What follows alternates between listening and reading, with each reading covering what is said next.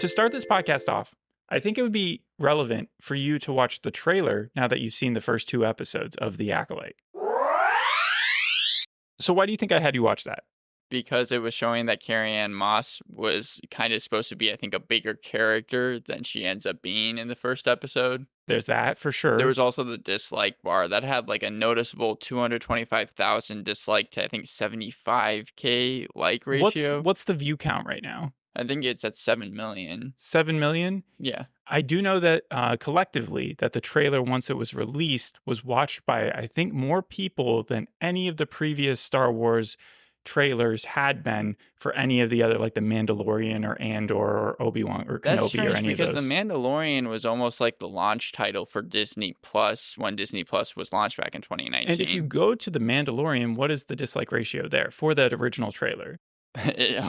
301,000 likes, 8.2 dislikes. So like that green bar is rather Yes. strong on it. Yes. All right. So based on that, you've watched The Mandalorian and you've seen, again, the first 2 episodes, Lost/Found, Revenge/Justice of The Acolyte. Do you think that it's a fair reflection of what the show has shown you so far? Like, is there anything that's given away in the trailer that we haven't seen yet? In the And I'll be honest, trailer? I haven't seen the trailer, but I do know the reaction to it has been crazy low. Like, people were expecting this to be the worst series. There was a lot of hate coming out of it. It was 100. Okay, go ahead. It's hit or miss with me when it comes to Star Wars properties, especially the TV series, because I like The Mandalorian. I have no problem with Andor or Kenobi. I didn't really watch the Book of Boba Fett, but Ahsoka ended up on my worst of list last year, which is ironic because that's why the was only that show again? I finished. What was your upsetting thing about Ahsoka? What didn't you like? I didn't like really any of the characters in it, and I thought that it was too slow paced. I will say Was it because the main character didn't look human enough? No, it was more I felt Rosario Dawson, it was hard to judge her emotions because she just was very stoic. That's what I'm talking throughout the about. whole It's series. like the CGI. It also was kind of small scale as well. Like for a Star Wars production, it was very, very small compared to something like The Mandalorian, which you get a lot of different sets and a lot of different characters. Yeah, so season 1 for Ahsoka, it says it had 8 episodes as well, and it was 100 million, so about half of what this budget was, which is like $180 million. Which is crazy. It's It is crazy that Ahsoka, who I think was introduced in the 2008 animated Star Wars film, that character, we waited, 15 years for TV shows, and The Acolyte, well, for live action, I think people are very happy that they brought her to her character here. What I'm trying to get at, I guess, with the Acolyte questions is like, I'm of 2 minds. One is there was a lot of hate going into this series, but the series presents to me, at least, the idea that Star Wars could expand further than what it has. It's always tried to expand kind of the realm of the Skywalker era, but this is the first live action television show to really go past that, like 100 years in the past, right? And we're seeing brand new people, brand new storyline, and yet it was just admonished. Like, I wanted you to tell me whether or not you thought that trailer just sucked. No, like, I mean, the trailer looked fine. See, but you are the not the. I'm wondering if that's just because you've watched the first 2 episodes. Well, the thing is, I came into this with reasonable expectations. The $180 million fact for one, but also Bob Iger saying that, especially with the Marvel and Star Wars shows, that they were really going to pull back because he was realizing that there was a decline in quality. I actually was very positive towards that. I would assume that he said that much after production had already wrapped and that they were already like about to release these episodes, because that came out as news in the last 2 months. Well, yeah. And this show has been on the docket for quite some time. I also like the premise, though. The series centers on Yes. May and Osha, and May seeking revenge on Jedi Masters under the influence of a secretive Sith Lord. So she's basically just going around and killing any Jedi that she can find. And do you want to do a little recap of each episode? So Lost/Found, it's about 30-40 minutes. Yep. And it says here 100 years before the rise of the Galactic Empire, you've got the Jedi Order that's running things. And then, like you said, we have this girl who's showing up at this cantina. She is a vengeful apprentice. A vengeful apprentice is what they call her. At first, it's a confusion of whether or not she's an ex-Jedi apprentice. Osha, like you're saying. But then it Yeah. becomes pretty clear by the halfway mark that Osha has a twin whose name is May, who everybody thought was dead, except for Osha, who's always known that May's alive. And May is there to get revenge for her and her sister by killing a bunch of the Jedis who helped Osha, which is kind of strange. So everybody goes from believing that Osha had just turned coat and become the one with the dark side, and now it's about trying to chase down May with the help of several different people. It's a dual role, though, right? The person Yes. playing Osha also plays So, May. You recognize her or not? Or not? She was from Bodies, Bodies, Bodies. Oh, she was from Bodies, Bodies, Bodies. But before that, she was oh, don't do this to me. Rue from the From Hunger the Games. Hunger Games. Yes, Wow. the girl, remember? And that was a huge story back He was then. like 12. Not only that, but I remember when the news first broke that Rue was like going to be African American, that was like the biggest news story. Everybody was really upset. And then they showed the literal description in the book, and it said that that's who she was supposed to play. And so I find it really funny that her career has exploded and that she's like an up and coming actress. And here she is playing dual roles. And I was expecting Daphne Keane to be a bigger center point of this series, right. because she's headlined like several different things, His Dark Materials, Logan, and yet she's definitely a side character in this. Jackie. In fact, Yeah. I didn't even recognize her. I was waiting for her appearance, like, when's this like dark-haired lady gonna show up? And then instead it was just her the whole time. She's playing the Padawan to the person Soul. to the Jedi Master, who was actually the Jedi Master to Osha before Osha was kicked out of the Jedi Order. It reminds me of David Tennant when I saw that he was going to be in Ahsoka, and I waited to see him show up, and then it just ended up being that he was the robot. But as soon as you heard David Tennant's voice, you knew it was David Tennant. Yes, no, it did take me a second to recognize that. I literally had to look up online and be like, where's Daphne Keane? And then I found out that I'd been watching her the whole time and just not realized it. The other person I didn't recognize was someone that I should have, from Russian Doll, because the creator of Russian Doll actually created this show. Her name is okay, and they gave her $180 Leslie million Headland. to do so? She also wrote, I think, The Bachelorette from way back when. And there was also a play along with that. She has plenty of film credits. I think at one point she was associated with the Weinstein Company, before obviously the scandal there. But the Russian Doll guy who she brought in is actually playing Yord. And Yord looks way younger in this than he does in Russian Doll. Yeah, I thought that how old is he? Do you know? Because he seems like he's in his early 20s here, but if you're saying he was in Russian Dolls. Yord is 36 years old, and he was in the same class in this show as Osha was. And Osha, I think, is like 25. However, there has been hate on whether or not Osha should be portrayed by someone older for the storyline that they're presenting. I guess when you think about it, you have like Pedro Pascal, right, as the Mandalorian. He's in his 50s, maybe 40s. Yeah, and Andor guy is no like spring chicken. Kenobi also like 50s and 60s. So maybe it's just a bunch of old Star Wars fans who are looking at this and being like, we don't want the newer generations coming up in here. But if you look at the cartoons, like that's who all those are for. So it's not like Star Wars has been restricted to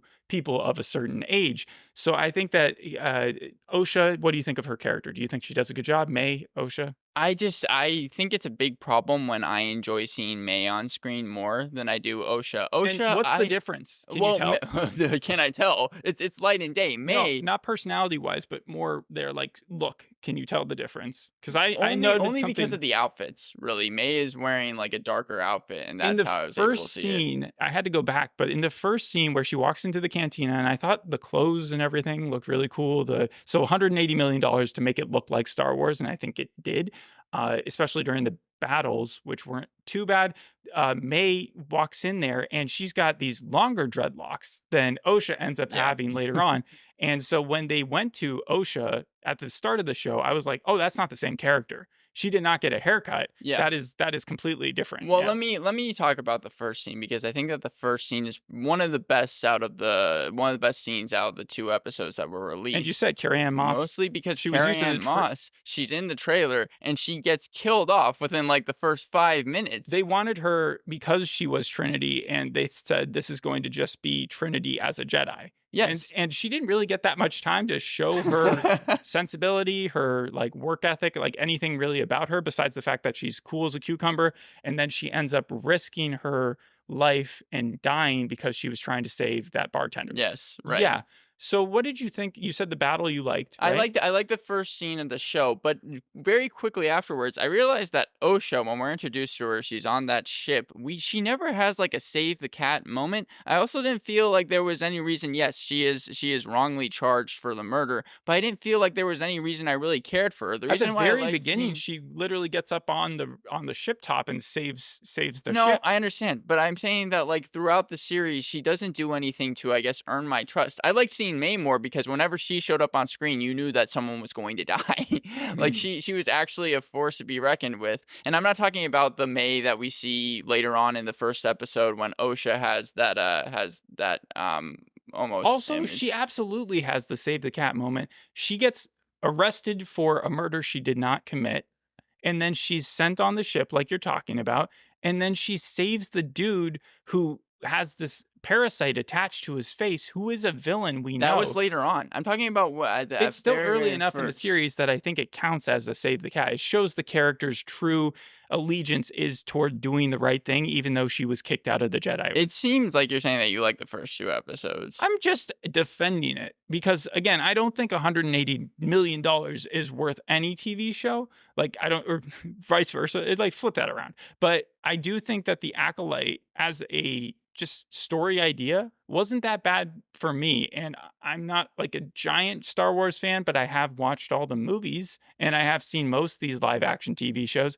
and it wasn't as boring as some people have tried to say. Here's my feelings on it. I think that the special effects and choreography were good for it. I really like Karlak, the planet that we see, the snowy planet. I thought that looked great. Snow planets, dark caves, opening crawls, transition wipes, Yes. hollow projectors, friendly robots, swamp jungles, and nightmares that startle you awake. That's all Star Wars go-tos. And I like Kofar as well. I think that was the place where the Wookiees showed up at the end of episode 2. I like seeing the Now, the Wookiees. Wookiee to me was probably a weaker moment because he looked the most man in a Wookiee suit that I've seen since maybe the Star Wars special in the 70s. And I didn't see that when it first came out, but you know. I still enjoyed that we were able to see one though, because I don't think we've seen a lot except for maybe Chewie. Certainly not a Wookiee using the Force. With the shorts, it is short though. It was like both episodes were just a little over 30 minutes. I thought that was fine, even though it was a mix of. It was just trying to be BB-8 2.0, but I did like Pip, that little Game Boy Yeah. robot So thing. it's the year of Pip, right? Because you have Pip Boys in Fallout, which are those like handheld things that give you the thumbs up and tell you the stats. And then you have this little computer Pip here that is called a Pip Droid, right? And it Yeah. also goes, right? So I find it interesting that they decided to name it the same thing. And I liked Soul and May's fight scene. Actually, I think that was my favorite in episode 2, where you were able to see like Soul. He must be like a karate chop person. Or he has A taekwondo or karate something. chop Right? person. I haven't seen him, but he's Yes, obviously famous. but a karate chop person. Where do I know him from? Squid Game, he's the main character. Okay, he's the main character in Squid They Game. saw Squid Game. They said, this guy seems cool. They brought him in and he played this character. I thought that fight scene between them was really cool, but I I think think he's based off the Qui-Gon Jinn Jedi Master, who was Obi-Wan's Jedi Master in what's the first movie or whatever that came out, The Right, Phantom right. Menace or whatever.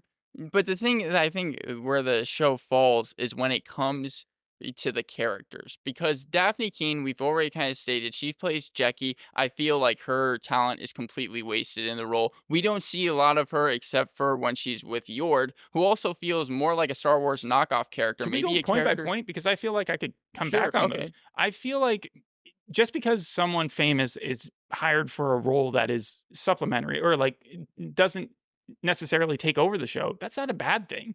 Aren't you kind of tired of having people hired? Like if they killed her off in the first scene and then tried to make that, I sympathize with people who are going after the Carrie-Anne Moss fact, because I don't like it when shows do that, where they bring in a big name just to kill them in the first. But just to did you bring not in- like seeing Carrie-Anne Moss die in the Corianne- first scene?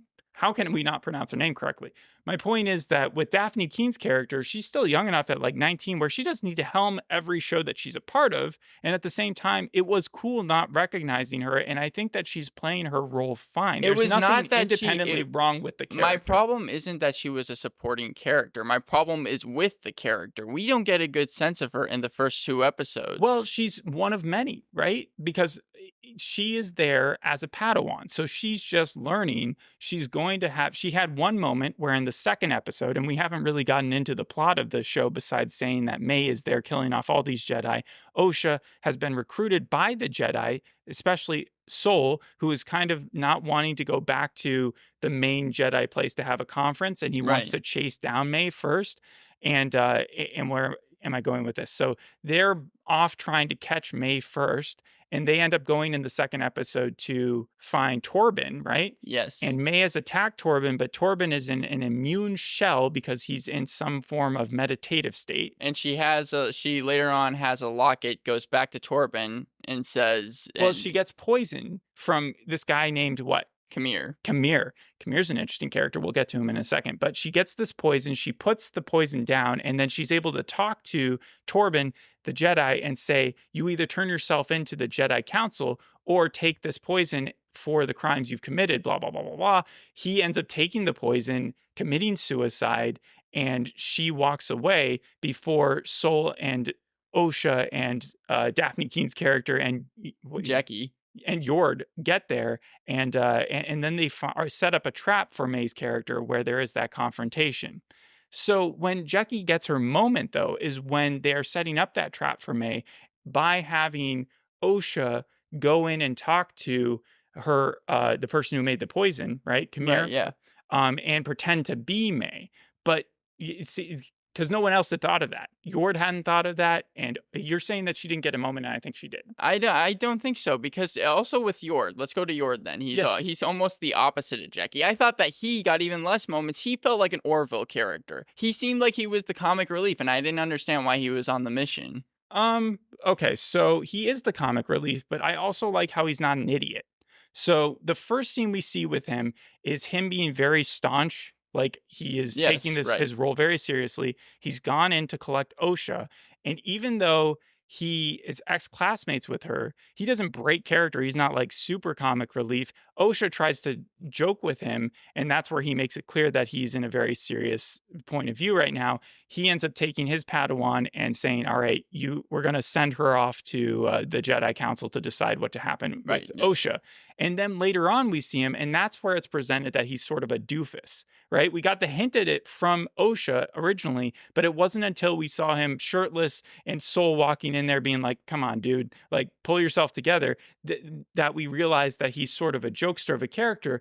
But then he actually saves Osha from being Osha walks in on the dead Torben guy, right? Yeah. And then she picks up the poison and kind of incriminates herself by just being right there in the middle of the crime. And that's where he has to come to her defense. And so it felt like his character arc, even though people make fun of him all the time, he's a good guy. Yeah, but that's the thing. There's nothing different about Daphne Keene's character, Jackie, or Yord that I felt that was different than any other Star Wars show, or for that matter, really any other TV series that has those type of supporting characters, where they don't really actually affect the story that much. I understand why Sol's there. Sol's probably my favorite character. Sol's pretty cool. Because he actually was a master and he's teaching these kids how to do it. But Jackie and Yord, yes, but Jackie and Yord, I don't see what they really have offered to bring to this series. I don't think we've seen quite yet what their potential is, but I don't think they've let us down in any way. Well, okay, well then my next problem was with Kamir. Kamir. Oh my gosh, Kamir is my favorite character. He was your favorite character. He was an idiot.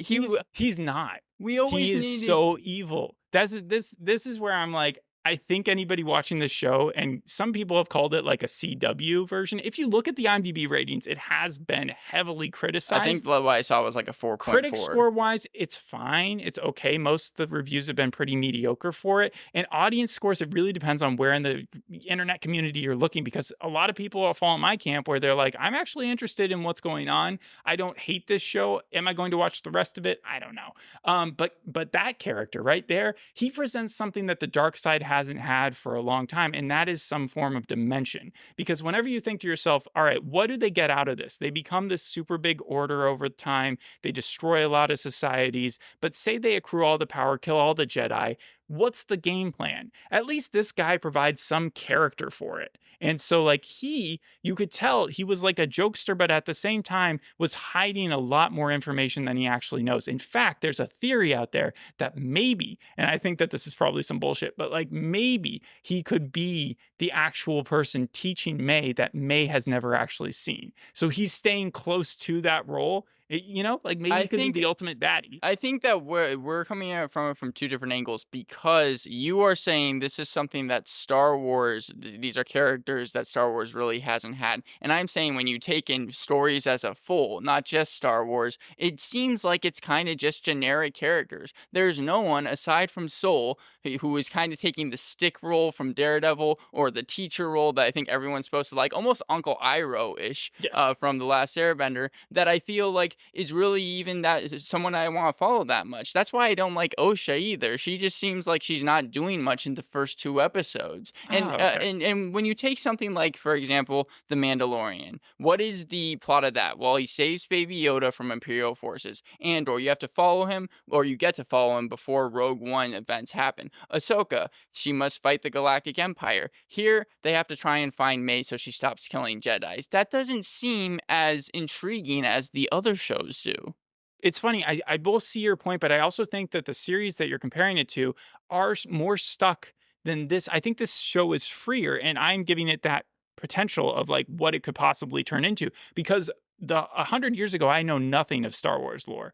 However, with Obi-Wan, it's like there's only so much they can do with that character for him to then become who he becomes later on in the movie. So he's Right. stuck. Yes, that's fair. Same Yeah. goes for Andor. We know where he ends up, so we know whatever plot he becomes. It could turn into like a Better Call Saul, where obviously you can make great stories beforehand, but you know where the conclusion lies in that. And a lot of the Star Wars series has been stuck, Ahsoka especially, because it takes place after I think the cartoons did, but still with the same character set. So it's like you have to follow that line. The big thing about Leslie Headland here, I hope I'm pronouncing that correctly, because her name is kind of written weird, but like she came in there and she's like, I'm not the biggest Star Wars fan. I'm bringing in a lot of people who haven't necessarily been in the Star Wars universe, and I'm trying to balance it, kind of like the Force, with people who have been, so that I'm not messing too much up. People have argued that there are certain lines that makes absolutely no sense, like Carrie Ann Moss's first one, where she walks in there, or where she says a lightsaber is only pulled when you're ready to use it, when Yeah. you're ready to kill Right. someone. And And you can and show in all the movies and stuff like that, that is not not only true. that, Yord right after that scene when he's trying to find Osha, uses the lightsaber as like a Yeah, as yeah, a yeah, people have pointed flashlight. out that. He was ready to murder someone. No, I definitely see the joke there. And so it's not perfect by any means, but I do think that like when you're talking about Osha and May, there's a more compelling story there, because I don't know what's coming, than say after the first J.J. Abrams film, where I'm watching Ray and Ben Solo, and they're just having those like toxic conversations at night, and then in the end, it's like we know that they're going to end up teaming together. We do see similar themes that are being repeated in this series. I've already gone over like a lot of the stuff that they pulled from other Star Wars stuff, but it feels like because of that sacrifice already happening in the past, we're just going to learn what that sacrifice was versus having to see it. Because in the first episode, or in the second episode, when Soul literally said, I need to speak to May personally, right? He was trying to do the same thing that Han did with Ben Solo, with Darth Vader's grandchild or whatever. Yes, right. I know what you're talking about. And You're so talking I was ready about for Soul to die. In fact, I thought maybe he would there. And I was like, this is going to be crazy. I would have been upset, but at the same time, it does make me wonder what's coming next. I don't find the series as predictable. But what about, well, that's fair, because again, like you're saying, it expanded, and I think that that's fine that you want to expand beyond the Skywalker premise or of the series. But Mhm. my problem is more also things like the lack of action. I like the the action in the series, there's not that much of it. In fact, a lot of the Not $180 million worth of it. and also, yeah, and talking about the $180 million for a second, I know that the special effects and everything, they look cool, but there were some parts of that where it felt like I was watching a less expensive version of the Cowboy Bebop Netflix series Interesting. adaptation. I see the comparison. When they were The clothes are almost similar. Yes. Yeah. Yes, I think that would probably be one of the biggest We also got similarities. what did you think of the creatures though? Because I think we got a lot more different like alien type sets than we've seen in the past. Yeah, no, and again, whenever they show the creatures, I Like the thought that was background one of the best effects were parts. really, really cool. That's where the budget went to. But you don't like, I'm trying to hone in on this. You don't like the Osha May relationship too much, even though they've always had the yin and the yang in Star Wars. And Osha's presence is supposed to be like she's angry, but she's not just disturbed in a fact like we've seen some villains. Do you not find that generic though? And also, did you not Yes. find it hokey when in the first episode, it's Osha and she's following May, and May is like 11 years old, and then she has the black eyes, and she's like taking absolutely. the That's where jacket people who down. are comparing this to a CW teen like angsty show have a point. That It was also, the part I couldn't but get through. it's the same thing that Luke did with his dad in the Star Wars films when Look, he's following him through the dark world. It's just done in a worse manner. Yeah, but that's the thing. You want to parallel it, Yeah. that's fine. But I think that the execution, And what Rey did, yeah. yes, I think the execution is where this series kind of falls, and why I didn't like it as much as maybe I would. I don't think it's as bad as people are saying, but I can't give it a passing rating. Oh, I I would give it absolutely a can. 5 And out I of 10. think that we're all ignoring Kamir. I think Kamir is super evil and he's playing it perfectly. He's evil, but he's the pathetic character also. No. This guy, I think the actors, whoever plays him, I'm going to look him up right now because I think he's just doing a great job with the role. If it doesn't turn out that he ends up being like a big bad, let's see, watch him be like number 2 on the thing, and I'll just ruin it for myself. Okay, Manny Jacinito, from oh my god, do you know who he is? No. He's the stupid guy from The Good Place. He's he's Blake Jason. Bortles guy? He's Jason from The Good Place. How'd you not recognize How did him? you? He's from Bad Times at El Royale too. At the El Royale, he played Wade Espirito. He was also in Top Gun Maverick. Boy, this guy's got a Wikipedia page on him. 36, 37 as well. Playing younger, I think, for this. Wow. One thing I will say that's a knock at the show is I feel like the Jedis themselves are portrayed as severely weakened, or they're like, you know how there's this is the opposite of they have been underpowered here because the way that Carrie Ann Moss dies is just so lame. Like, I don't know. I mean, again, the fights. Oh, you mean the way in which she's trying to save the this person. little, not the Yes. fact that she's trying to save someone, but that she can defend against a little tiny Two things, knife. yeah, 2 things at once. Yeah, No. it's like that was crazy, especially since this girl is supposed to be trying to turn into an acolyte, and they're still trying to figure out what an acolyte actually means, and and that you have to kill one without using any weapons whatsoever. Also, when May walks into any of these battles, and she's always like, "Fight me with your best power." That is such a bad line.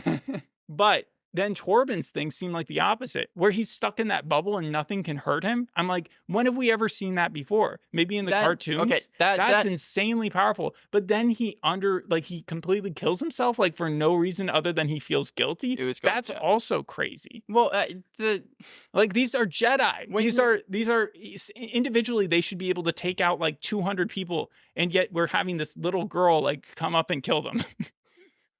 But when you look at the episodes, even pacing wise, it just seemed like not much happened past the first scene in the first episode. It was just a lot of, okay, Osha, she's going to be brought to jail. She's in jail. She escapes. Now she's teaming up with everybody. She was being brought to the Jedi Council. Right. And that's why she was in the jail cell. And then I liked how when she crash landed, we could have spent a full episode with her just trekking around. But instead, we got her master and the rest of the crew all together. So you're giving it props for something that it didn't do, though? What it did do was it brought everybody together super quickly. The team, as opposed to like making them align over the course of several episodes, they made it so that Soul believed her about May right at the beginning, so that we didn't have any of that back and forth of like whether or not May exists. And then by episode 2, they were already set on a mission to find her and actually did intervene and talk to her. Now, I did find it weird that May didn't know Osha was alive. That seems like it almost feels like Arcane in that way. Remember where the sisters they weren't twins. Yes, Yeah, but V. where one was raised by the evil villain and become obviously what's her face? What's the name of her? Jinx, of course. Yes, so like May is now Jinx, I guess, and so her sister is going to have to like convince her not to.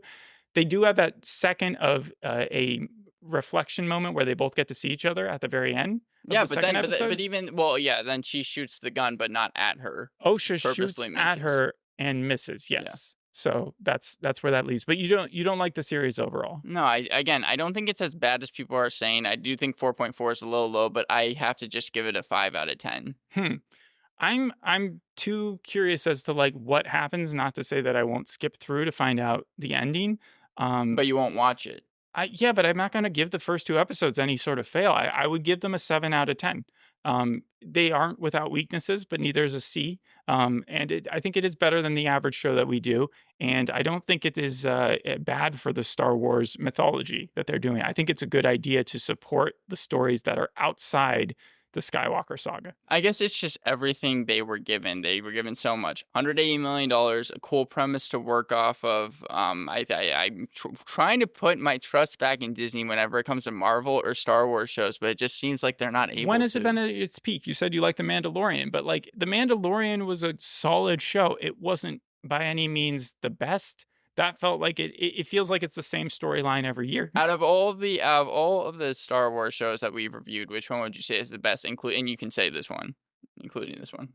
Since I haven't watched them all to completion, I do remember that I think Andor was my highest reviewed one for the pilot of that because I felt like they brought in a character who is 10 years older and yet he still looks like he's playing the same guy and it felt like this they had a solid storyline.